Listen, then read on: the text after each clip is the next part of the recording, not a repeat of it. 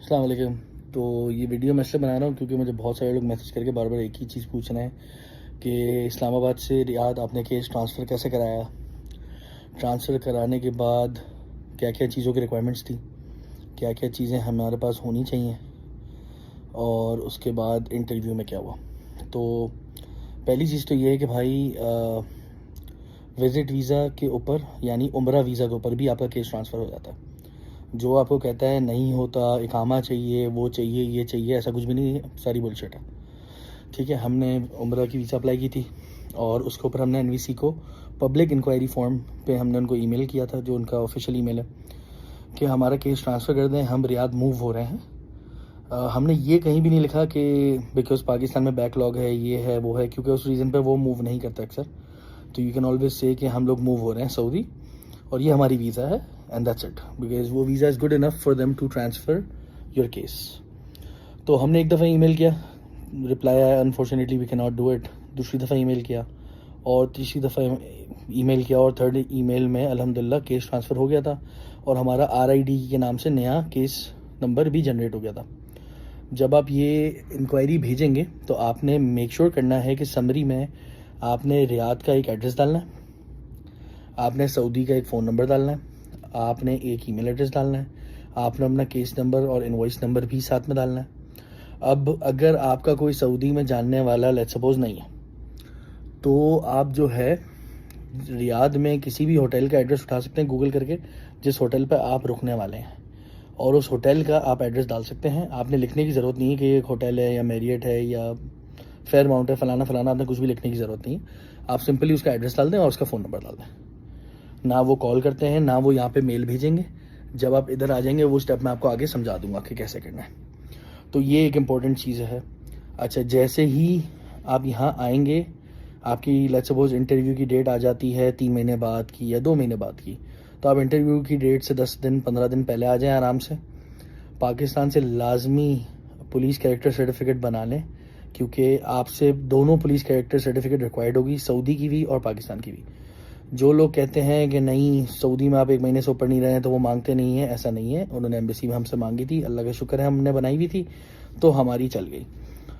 तो दोनों police character certificates आपने साथ लेके जानी होगी। अगर एक भी मिसिंग होगी वो आपका पासपोर्ट ले लेंगे और फिर आपको कहेंगे उसको अपलोड करें, फिर आप बनवाएंगे, उसको अपलोड करेंगे, मज़ीद 10-15 दिन ज़ाया होंगे। तो आपने मेक श्योर करना है पाकिस्तान से आते हुए पुलिस कैरेक्टर सर्टिफिकेट बनवा के लेके आनी है। एंड आप ट्रैवल तब करें जब आपका इंटरव्यू डेट करीब हो। तो आप 5-7 दिन पहले, बेशक 10 दिन पहले आ जाएं, ताकि आप बाकी यहाँ की पुलिस कैरेक्टर सर्टिफिकेट वगैरह बनवा लें। ठीक है। अच्छा, रही बात पुलिस कैरेक्टर सर्टिफिकेट सऊदी में बनाना कितना मुश्किल है, तो ये है कि आपको पहली रिक्वायरमेंट होगी बॉर्डर नंबर की।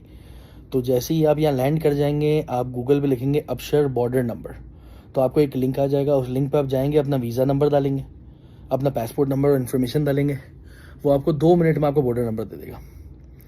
उस बॉर्डर नंबर के थ्रू आप अबशर पे जाएंगे, ABSHER abshar.com पे जाएंगे, क्रिएट एन अकाउंट पे जाएंगे। वो आपसे इकामा मांगेगा, इकामा आपके पास क्योंकि है नहीं, यहाँ का विजिट वीज़ा है, तो आप वीज़ा नंबर डालेंगे एंड बॉर्डर नंबर डालेंगे। Visa number and border number डालने के बाद आपका अबशर का अकाउंट एक्टिवेट हो जाएगा। उसके बाद वो कहेगा हमारे पास आके बायोमेट्रिक फिंगरप्रिंट कराएं ताकि आपका अबशर का अकाउंट सेटअप हो जाए।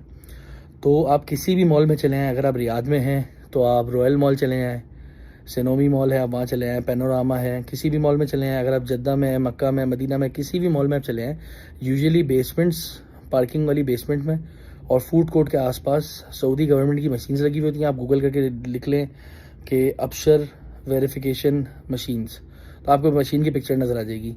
एक ATM जैसी मशीन होती है, उसमें नीचे सऊदी का नाम लिखा हुआ होगा और एक डिज़ाइन, एक लोगो बना हुआ होता है। उस मशीन पर आप जाएंगे, अपने अबशर का नंबर डालेंगे, अपने फिंगर्स की फिंगरप्रिंट करेंगे, उसके 24 घंटे के अंदर अंदर आपके अबशर का अकाउंट वेरीफाई हो चुका होगा। अबशर का अकाउंट वेरीफाई करने के बाद आप अबशर में जाएंगे, अबशर खोलेंगे लैपटॉप के ऊपर, उसमें आप एडमिन टूल्स में जाएंगे और वहाँ से आप एक PCC सर्टिफिकेट रिक्वेस्ट कर लेंगे जो कि पुलिस क्लियरेंस सर्टिफिकेट है। उसको रिक्वेस्ट करने के बाद आप उसकी फ़ीस पे करेंगे बाय कार्ड और वो आपको ऑनलाइन 10 से 15 मिनट में आ जाएगी, जो आप प्रिंट कर सकते हैं। बेसा औकात लोगों को वो अवेलेबल नहीं होती है, बहुत लोगों को अवेलेबल नहीं होती ऑनलाइन। तो उसके फिर तरीका ये है कि मैं नंबर शेयर कर दूंगा नीचे कमेंट्स में, तो आप उनसे रब्ता कर लें, वो आपको पुलिस सर्टिफिकेट 3 से 5 दिन में आपके व्हाट्सएप पे फराहम कर देंगे। जो उनकी फ़ीस होती है वो चार्ज करते हैं ऑफ कोर्स, मैंने भी उनके थ्रू ही करवाई थी और वो आराम से मिल जाती है। तो ये है बेसिक चीज़ें। इंटरव्यू में क्या उन्होंने इकामा मांगा था? नहीं, इकामा नहीं मांगा था। एंटर होने के लिए इकामा मांगा था? नहीं, इकामा नहीं मांगा था। इंटरव्यू में सीन कुछ ऐसा है कि हमारा इंटरव्यू था 12:40 का, हम 12:20 पे पहुंच गए थे वहाँ। उन्होंने उसी वक्त हमसे कहा कि ठीक है आपका इंटरव्यू कंफर्म्ड है, आप सिक्योरिटी चेक करके अंदर आ जाएं। सिक्योरिटी चेक करके अंदर चले गए। अंदर जाने के बाद आपका नाम कॉल आउट होता है, आपको विंडो पे बुलाया जाता है टोकन के थ्रू, और विंडो पे आपके सारे डॉक्यूमेंट्स ले लिए जाते हैं, जैसे कि आपका पासपोर्ट, आपका वीज़ा अगर है तो वीज़ा वो मांगते नहीं है वैसे तो, आपका पासपोर्ट ले लेते हैं, आपकी बर्थ सर्टिफिकेट, मैरिज सर्टिफिकेट की जो ट्रांसलेशन होती है वो, और ये सारे डॉक्यूमेंट्स वो अपने पास ले लेते हैं। अगर आपका कोई बच्चा है जो यूएस सिटीज़न है, जैसे हमें एक बेटी है अल्हम्दुलिल्लाह जो यूएस सिटीज़न है, हालांकि वो कराची में पैदा हुई है, बट सीआरबी एक प्रोसेस होता है, उसके थ्रू हमने उसका पासपोर्ट लिया।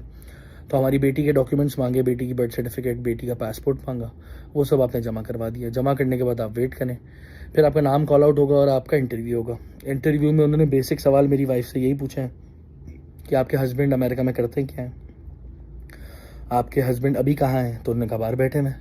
तो बोला कितने टाइम से आए हुए हैं? तो उन्होंने कहा 3 से 4 महीने। तो फिर उन्होंने पूछा अच्छा तो उन्होंने जॉब तो नहीं क्विट की? तो बोला नहीं, उनका अपना बिजनेस है। तो बोला अच्छा ठीक है। और बस 1-2 और बेसिक सवाल ही पूछे हैं और इसके अलावा कुछ भी नहीं पूछा। एंड उसके बाद उनको कहा congratulations, everything looks okay, and आपकी वीज़ा इशू होके जल्द आ जाएगी इंशाल्लाह। फिर जैसे ही आप बाहर निकले, जो विंडो थी जिस पर डॉक्यूमेंट्स जमा कराए थे, वो डॉक्यूमेंट्स हमने रिसीव कर लिए वापसी वहाँ से और एम्बेसी के बाहर आ गए। Simple is that.